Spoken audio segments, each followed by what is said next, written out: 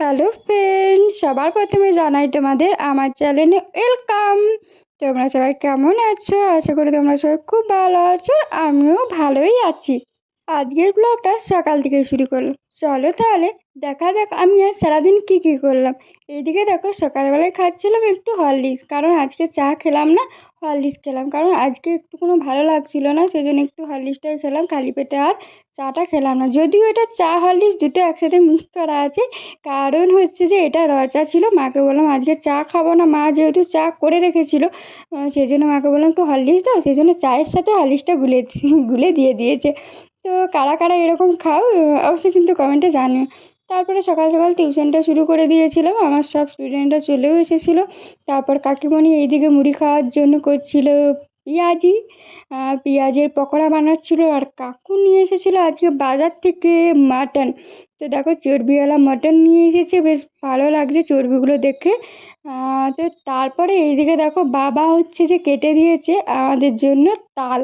তো বহুদিন মানে এটা খাওয়া হয়নি, বহুদিন না মানে বহু বছর মানে আমার 4-5 বছর তো মোটামুটি খাইনি তাল শাঁস। তো এই বছরই মনে হচ্ছে খাচ্ছি। তো তাল শাঁসটা খেতে ভীষণ আমার ভালো লাগে, কিন্তু এইবার এটা এতটা মিষ্টি ছিল না, মোটামুটি ছিল।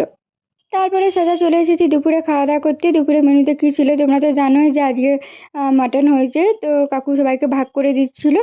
মাটন রান্নাটাও কিন্তু খুব সুন্দর হয়েছিল, আরও অনেক কিছু হয়েছিল। তো আমার মটন থাকলে আর কিছু চাই না। যদিও হঠাৎ ঘুম থেকে উঠে এসে দেখি স্টুডেন্টদের এত চিৎকার চেঁচামেচি কেন। চিৎকার চেঁচামেচির কারণ হচ্ছে এই হনুমান।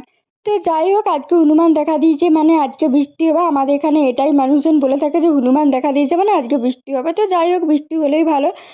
তারপর 9:30টার সময় দিদি ফোন করে বলে একটা পার্সেল এসেছে।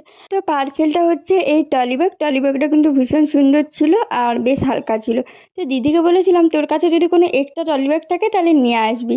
তারপর আমাকে না জানিয়ে কিন্তু এটা অর্ডার দিয়ে দিয়েছে। আমাকে জানালে হয়তো আমি বারণ করতাম, না না কোনো দরকার নেই, আমার কাছে যেগুলো আছে সেগুলোতেই হয়ে যাবে। তো যাই হোক, মায়ের উপরে যদি কেউ থাকে সেটা একমাত্র দিদিই হয়। কোনো কিছু মানে বলার অপেক্ষা, বললেই সেটা সঙ্গে সঙ্গে দেওয়ার বা আনার চেষ্টা করে। তো এগুলো খুবই ভালো লাগে আমার। তো হঠাৎ ট্রলি ব্যাগ নেওয়ার কারণ, তো তোমরা যদি জানতে চাও আমার চ্যানেলটিকে সাবস্ক্রাইব করে দাও, তাহলেই জানতে পারবে যে ট্রলি ব্যাগটা কেন নিলাম, কী কারণে নিলাম, কোথাও ঘুরতে যাওয়া হবে না কোথায় যাওয়া হবে সেটা জানার জন্য কিন্তু চ্যানেলটা শিগগিরই সাবস্ক্রাইব করে দাও। সবাই ভালো থেকো, সুস্থ থেকো। দেখা হচ্ছে নেক্সট ভিডিওতে। পারলে একটা লাইক সাবস্ক্রাইব শেয়ার করে দিও। টাটা।